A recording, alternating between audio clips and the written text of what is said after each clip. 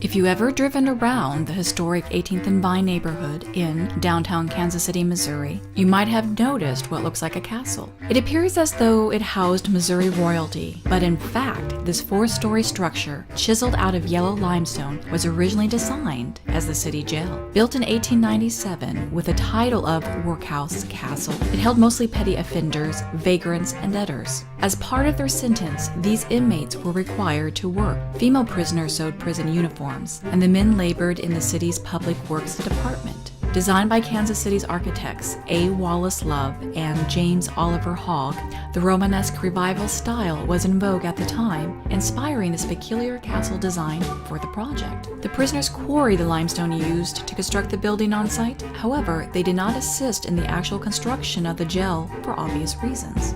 Life in the workhouse depended on who you knew. Prisoners with connections had easy access to alcohol and narcotics, women, even keys to the jail. Others did not fare so well, being locked up in the overcrowded, vermin-ridden dungeon of the dreary castle for weeks at a time with little to eat. When the corruption at the workhouse became too much to overlook, Mayor Thomas T. Crichton Jr. in 1909 gave the newly formed Board of Pardons and Parolees authority to investigate workhouse conditions and to parole prisoners based on their individual circumstances. In 1911, the Parole Board succeeded in shutting down the workhouse for good, replacing it with a working farm in the Leeds area. The Parole Board would evolve into the Public of Work Welfare, the first of its kind in the country. After the jail closed in 1924, it was repurposed a dozen times over the past 100 years. Uses included everything from a city storage facility, a marine training camp, and a dog euthanization center. Ultimately, the building was abandoned in 1972. Today, the castle is a shell of its former self.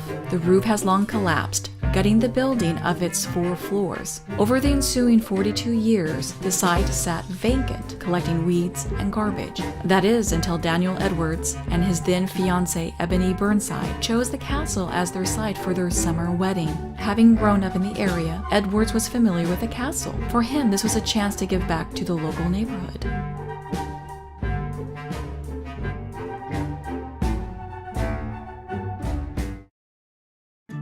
We're 2 blocks down the street from the area that basically put Kansas City on the map, 18th and Vine. The community is a victim of a lot of abandonment, a lot of vandalism, and with that, a lot of crime, and that close-knit bond that used to exist here just doesn't exist anymore. Ever have an idea so powerful that it could change everything? An idea so powerful that you couldn't do it alone?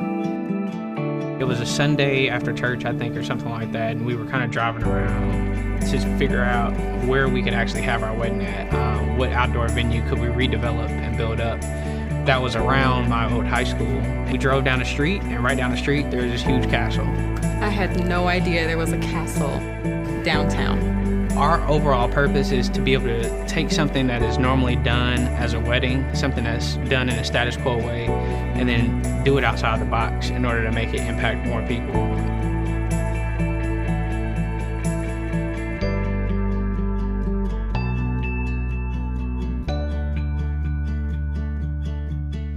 So the first phase of everything is actually cleanup, graffiti cleanup, trash cleanup, clean up all the trees that are growing up inside the building.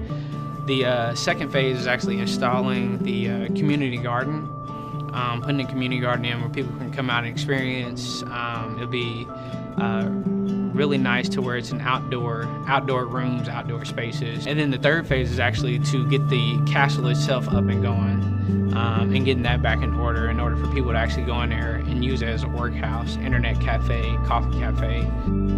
We have to make the change, and we have to do it today, and it starts with us.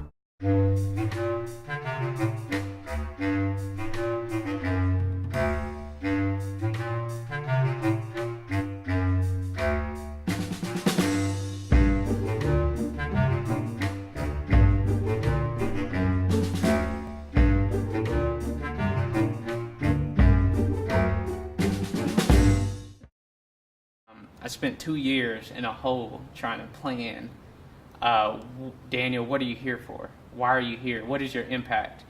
I see my friends having jobs and they have careers and they're doing really well. And I'm like, I'm just planting seeds. And I know one of these days, like, these seeds are going to sprout. And, but knowing that my impact is what I'm really after, all of this is awesome. But if I can't affect lives after this, like, it's worthless.